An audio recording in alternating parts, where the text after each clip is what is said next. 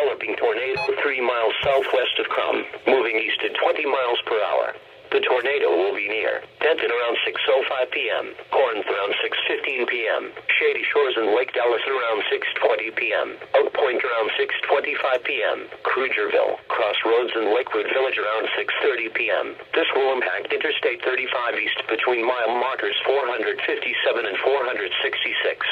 Move to an interior bathroom, closet, or hallway on the lowest floor of your building.